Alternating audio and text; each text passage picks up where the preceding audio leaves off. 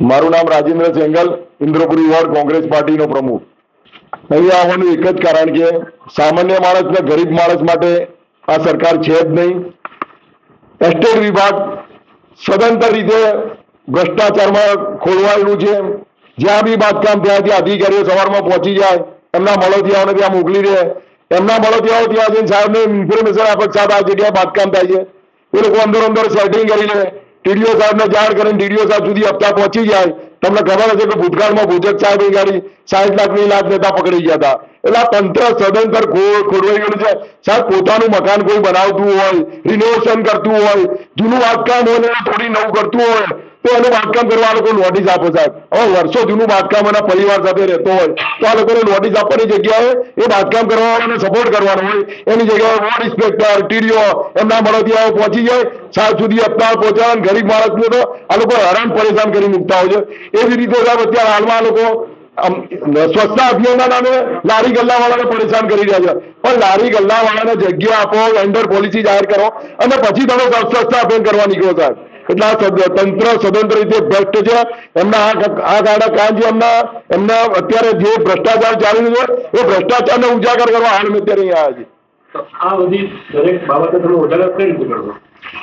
અમે પોતે જાણીએ છીએ કે ક્યાંથી કોણે પૈસા લીધા છે અને કયા સાહેબ સુધી પહોંચ્યા છે. પણ સાહેબ મળવા જોઈએ ને, સાહેબને રજૂઆત કરવા હતા. ડીએમસી સાહેબ છે ને કે કમિશનર સાહેબ જોડે પહોંચી ગયા છે. અત્યારે હાલ તો મળવાનો ટાઈમ છે.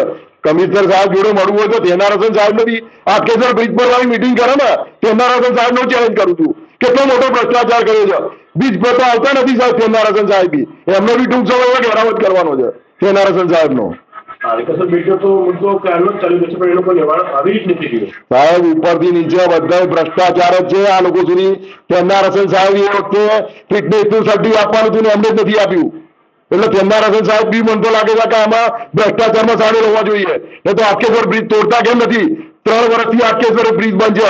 પ્રજાની હાલાકી કેટલી છે એ તો એ લોકોને દેખાતું નથી. અમારા ટેક્સના પૈસા એ લોકોને પગાર થાય છે.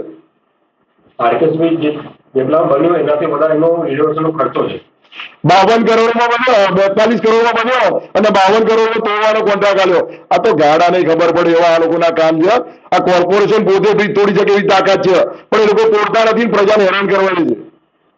આરકેએસ બ્રિજ જેટલા બન્યો એનાથી વધારે એનો રિનોવેશનનો ખર્ચો છે.